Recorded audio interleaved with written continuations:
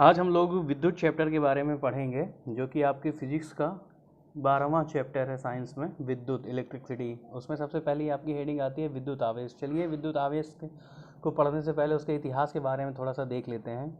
अब से लगभग 2500 वर्ष पहले एक प्रसिद्ध यूनानी दार्शनिक थेल्स ने देखा कि जब अंबर नामक पदार्थ को ऊन से रगड़ा जाता है तो उसमें हल्की वस्तुएं, ठीक है, कैसी वस्तुएं, हल्की वस्तुएं जैसे कागज के टुकड़े, तिनके इत्यादि को अपनी ओर आकर्षित करने का गुण आ जाता है, ठीक है। परंतु लगभग 2000 वर्षों तक इस बात पर कोई महत्व नहीं दिया गया। देखिए, जो आपके थेल्स नामक वैज्ञानिक थे, उन्होंने क्या किया कि अंबर नाम का एक पदार्थ लिया, उसको जब ऊन से रगड़ा तो अंबर नाम का जो पदार्थ था उसमें हल्की वस्तुओं को अपनी ओर आकर्षित करने का गुण आ जाता था, ठीक है। लेकिन इस बात पे ज़्यादा कोई महत्व नहीं दिया गया। उसके बाद 1600 ईस्वी में इंग्लैंड के वैज्ञानिक थे एक गिलबर्ट, उन्होंने अपने प्रयोगों में ये देखा कि जैसे अंबर था वैसे ही बहुत सारे पदार्थ थे, ठीक है। कौन कौन से पदार्थ थे? जैसे कांच, आबनूस, गंधक, लाख, प्लास्टिक, ये सब क्या करते थे, रगड़े जाने पर ये भी क्या करते थे, हल्की वस्तुओं को अपनी ओर आकर्षित करने लगते थे, ठीक है। इन पदार्थों का यह गुण रगड़ने के कारण अर्थात घर्षण द्वारा उत्पन्न होता था। जब हम किसी चीज़ को रगड़ते हैं यानी क्या करते हैं, घर्षण करते हैं, तो उनके घर्षण के कारण उसमें ये गुण उत्पन्न होता था। कौन सा गुण? किसी वस्तु को अपनी ओर आकर्षित करने का गुण, ठीक है। इस गुण को प्राप्त कर लेने पर पदार्थ वैद्युतमय कहलाते हैं तथा वह कारण जिससे कि उनमें यह गुण उत्पन्न होता है विद्युत कहलाता है, ठीक। किसी पदार्थ के विद्युतमय हो जाने पर यह कहा जाता है कि पदार्थ ने आवेश ग्रहण कर लिया है। अतः वैद्युतमय पदार्थ को आवेशित पदार्थ भी कहते हैं, ठीक है। ये आपको समझ में आया? देखिए, सबसे पहले एक वैज्ञानिक थे थेल्स नाम के, उन्होंने क्या किया, अंबर नाम की पदार्थ को ऊन से रगड़ा तो उन्होंने देखा कि अंबर जो था उसमें हल्की वस्तुओं को अपनी ओर आकर्षित करने का गुण आ जाता था। उसके बाद 2000 वर्षों तक इस बात पर कोई महत्व नहीं दिया गया। फिर 1600 ईस्वी में इंग्लैंड के वैज्ञानिक गिलबर्ट ने उन्होंने क्या देखा कि अंबर की भांति बहुत से अन्य पदार्थ हैं, जैसे कांच हो गया, आबनूस, गंधक, लाख, प्लास्टिक इत्यादि, ये भी क्या करते थे, रगड़े जाने पर हल्की वस्तुओं को अपनी ओर आकर्षित करते थे, ठीक है। इन पदार्थों का यह गुण रगड़ने के कारण यानी घर्षण के कारण उत्पन्न होता था, ठीक है। इस गुण को प्राप्त कर जो पदार्थ इस गुण को प्राप्त कर लेता था अपनी ओर आकर्षित करने का, उसे वैद्युतमय पदार्थ कहते थे, ठीक। और जो पदार्थ में यह गुण उत्पन्न होता था वो विद्युत कहलाता था, ठीक है। जिस कारण से ये गुण उत्पन्न होता था, जिस कारण से उन पदार्थों में यह गुण उत्पन्न होता था उसे क्या कहलाता था, वैद्युत कहलाता है, ठीक है। चलिए, अब अगर हमको वैद्युत आवेश की परिभाषा देनी होगी तो हम किस प्रकार से देखते हैं, देख लेते हैं। देखिए, वैद्युत आवेश पदार्थ का वह भौतिक मौलिक गुण है जिसके कारण वस्तुएं विद्युत बल आरोपित अथवा अनुभव करती हैं, ठीक है। अगर आपको विद्युत आवेश की परिभाषा पूछेंगे तो आपको यही लिखना है, वैद्युत आवेश पदार्थ का वह मौलिक गुण है जिसके कारण वस्तुएं विद्युत बल आरोपित अथवा अनुभव करती हैं, ठीक। जो आपका विद्युत आवेश है वो एक भौतिक राशि है और इसका एसआई मात्रक जो होता है वो कूलाम होता है, ठीक है। इसको एम्पियर प्रति सेकेंड भी कहते हैं, ठीक है। या तो कूलाम कह दो या तो एम्पियर प्रति सेकेंड कह दो। और वैद्युत आवेश को कैपिटल सी से प्रदर्शित किया जाता है। किससे प्रदर्शित किया जाता है? कैपिटल सी से, ठीक है। चलिए, अब हम देखते हैं वैद्युत आवेश के प्रकार। कितने प्रकार का आपका इलेक्ट्रिक चार्ज होता है, ठीक है। तो वैद्युत आवेश आपका दो प्रकार का होता है। कौन कौन सा? ऋणात्मक वैद्युत आवेश जिसको हम निगेटिव इलेक्ट्रिक चार्ज बोलते हैं, ठीक है। और दूसरा आपका होता है धनात्मक विद्युत आवेश जिसको हम क्या बोलते हैं, पॉजिटिव इलेक्ट्रिक चार्ज। अब देख लेते हैं कि ये आपका ऋणात्मक कब होगा और धनात्मक कब होगा। चलिए देखिए ध्यान से। यदि हम कांच की छड़ को रेशम से रगड़ते हैं, किससे रगड़ रहे हैं? कांच की छड़ को रेशम से रगड़ते हैं, ठीक है। तो कांच की छड़ कैसी हो जाती है? धनावेशित हो जाती है, ठीक। कैसी हो जाती है? धनावेशित हो जाती है। परंतु साथ ही साथ रेशम भी उतनी ही ऋणावेशित हो जाती है, ठीक। कांच की छड़ को जब किससे रगड़ रहे हैं? रेशम से रगड़ रहे हैं, तो कांच की छड़ में कैसा आवेश आ जाता है? धनावेशित। और रेशम पर कैसा आवेश आ जाता है? ऋणावेशित, ठीक है। ऐसा इसलिए होता है कि कांच की छड़ से कुछ इलेक्ट्रॉन किस में चले जाएंगे, रेशम में चले जाते हैं। और आपको पता है, क्या पता है कि इलेक्ट्रॉन कैसा होता है, ऋणात्मक होता है। ठीक है, इलेक्ट्रॉन कैसा होता है, ऋणात्मक होता है। जब कांच से इलेक्ट्रॉन निकल कर किस में चले जाएंगे, रेशम में चले जाएंगे, तो कांच कैसा हो जाएगा, धनात्मक हो जाएगा। और रेशम कैसा हो जाएगा, ऋणात्मक हो जाएगा, क्योंकि इलेक्ट्रॉन रेशम में जा रहे हैं। ठीक है, देखो आगे क्या लिखा है, इससे स्पष्ट होता है कि इलेक्ट्रॉनों की कमी से वस्तु धनावेशित, इलेक्ट्रॉनों की कमी से क्या होता है, वस्तु धनावेशित तथा इलेक्ट्रॉनों की अधिकता से ऋणावेशित होती है। जैसे आपने पहले बताया इलेक्ट्रॉन कैसा होता है, ऋणात्मक होता है, रेशम पे चला जा रहा है तो उसमें ऋणात्मक चार्ज आएगा, आएगा कि नहीं आएगा। और कांच जिससे इलेक्ट्रॉन निकल रहे हैं उसमें क्या हो जाएगा, धनात्मक चार्ज बढ़ जाएगा। ठीक है, चलिए आगे देखते हैं। अब आगे देखते हैं, दो वस्तुओं को रगड़ने से उन पर बराबर मात्रा में तथा विपरीत आवेश उत्पन्न होता है। ठीक है, जब हम दो वस्तुओं को रगड़ेंगे तो जितना प्लस चार्ज बढ़ेगा उतना ही माइनस चार्ज बढ़ता है। ठीक है, जितना प्लस चार्ज बढ़ेगा उतना ही क्या बढ़ेगा, माइनस चार्ज बढ़ेगा। ठीक है, समान मात्रा में प्लस और माइनस चार्ज बढ़ेंगे। अब देखिए, एक इलेक्ट्रॉन पर 1.6 × 10⁻⁻19 कूलाम कैसा आवेश होगा इलेक्ट्रॉन पर, ऋणात्मक, यानी ऋणावेश होता है इलेक्ट्रॉन पर। और इसे स्मॉल ई से प्रदर्शित करते हैं, किसको, इलेक्ट्रॉन को। ठीक है, एक प्रोटॉन पर जो आवेश होता है, प्रोटॉन कैसा होता है, धनावेश होता है, सेम चार्ज होता है। ठीक है, दोनों का 1.6 × 10⁻⁻19 कूलाम होता है, लेकिन इलेक्ट्रॉन पर ये ऋणावेश होता है और प्रोटॉन पर कैसा होता है, धनावेश होता है। ठीक है, अब देखिए परिभाषा क्या बनती है इसमें, एक आपका सूत्र बनता है, यदि किसी चालक में इलेक्ट्रॉनों की संख्या n, ठीक है, n क्या है, नंबर ऑफ इलेक्ट्रॉन है, तथा एक इलेक्ट्रॉन पर आवेश E हो तो चालक पर उत्पन्न आवेश, अगर इलेक्ट्रॉन n है और इलेक्ट्रॉन पर आवेश E है तो चालक पर उत्पन्न आवेश क्या होगा, Q बराबर n × E।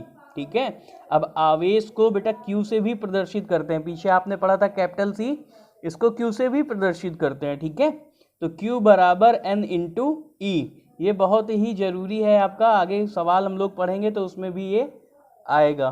ठीक है, इसलिए Q बराबर n × E, इस सूत्र को याद रखना है आपको। आगे हम हेडिंग देखते हैं, विद्युत धारा, जिसे इंग्लिश में बोलते हैं इलेक्ट्रिक करंट, क्या होता है। अब देखो बेटा, किसी नदी में जल, जैसे जल की धारा होती है, जल प्रवाह यानी जल के बहने को क्या कहते हैं, जल धारा कहते हैं। इसी प्रकार अगर किसी चालक में आवेश को प्रवाहित किया जा रहा हो, ठीक है, यानी किसी चालक में आवेश प्रवाह हो रहा हो, ठीक, तो उसको हम क्या बोलते हैं, विद्युत धारा कहते हैं। ठीक है, आगे देखिए क्या कहते हैं, विद्युत धारा की माप आवेश, ठीक है, विद्युत धारा की जो माप होती है वो आवेश प्रवाह की दर से ज्ञात की जाती है। कैसे ज्ञात करोगे, विद्युत धारा निकालना है तो हमें देखना पड़ेगा कि आवेश की मात्रा कितनी है, यानी आवेश प्रवाह की दर कितनी है। ठीक, इससे हमें क्या ज्ञात हो जाएगा, विद्युत धारा। तो हम इसकी परिभाषा कैसे बना सकते हैं, देखो कैसे बनाते हैं आगे परिभाषा, किसी चालक में विद्युत आवेश की प्रवाह की दर। ठीक है, अभी हमने क्या बोला, विद्युत धारा की माप आवेश प्रवाह की दर से ज्ञात की जाती है। तो अब क्या लिखा परिभाषा में, किसी चालक में विद्युत आवेश की प्रवाह की दर को विद्युत धारा कहते हैं, यानी आवेश प्रवाह की दर क्या कहलाती है, विद्युत धारा।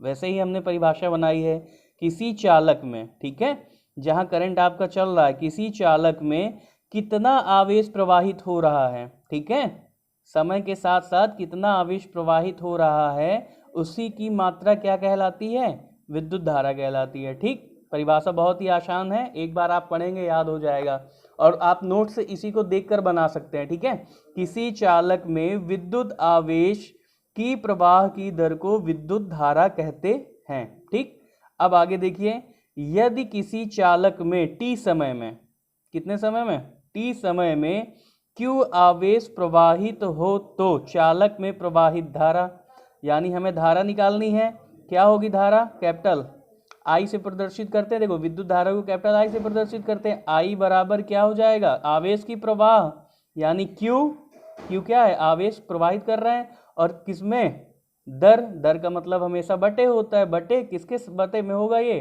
टी के, ठीक है। तो आपका फार्मूला क्या बन जाएगा, I बराबर Q अपान टी, या इसको ऐसे भी लिख सकते हैं Q बराबर I का T में गुणा हो जाएगा, तो Q बराबर IT, ठीक है। विद्युत धारा बटे, इसको हिंदी में अगर आप लिखना चाहें तो क्या लिख सकते हैं, विद्युत धारा बराबर Q क्या है, आवेश, बटे T क्या है, समय, या हम लिख सकते हैं विद्युत आवेश बराबर विद्युत धारा गुणे समय, ठीक है। अब चलिए हम देखते हैं विद्युत धारा का मात्रक क्या होता है, इंग्लिश में क्या बोलते हैं, यूनिट ऑफ इलेक्ट्रिक करंट। देखो I क्या है, I बराबर फार्मूला हमने ऊपर पढ़ा, I बराबर Q अपान टी, आवेश बटे समय, तो I क्या है आपका, विद्युत धारा है। अब हम क्या पढ़ रहे हैं, विद्युत धारा का मात्रक पढ़ रहे हैं, ठीक है। तो आवेश का मात्रक पीछे आपने पढ़ा था, आवेश को का मात्रक जो होता है वो क्या होता है, कूलाम होता है। देखिए पीछे हमने गलत बता दिया था आपको बेटा, SI का मात्रक कूलाम होता है और कैपिटल C से प्रदर्शित करते हैं, ठीक है, और Q को आवेश प्रदर्शित करते हैं, ठीक। तो ये Q क्या है, आवेश का मात्रक क्या होता है, कूलाम होता है, और समय का मात्रक क्या है, सेकंड। पीछे हम लोगों ने पढ़ा था कि इसका SI मात्रक क्या होता है, कूलाम या एम्पियर प्रति सेकंड होता है, ठीक है। तो ये कूलाम बटे सेकंड हो गया, इसको हम किससे प्रदर्शित करते हैं, एम्पियर से भी प्रदर्शित करते हैं, ठीक है। तो जो एम्पियर है या तो कूलाम प्रति सेकंड कर दें, या तो क्या कह सकते हैं, एम्पियर कह सकते हैं।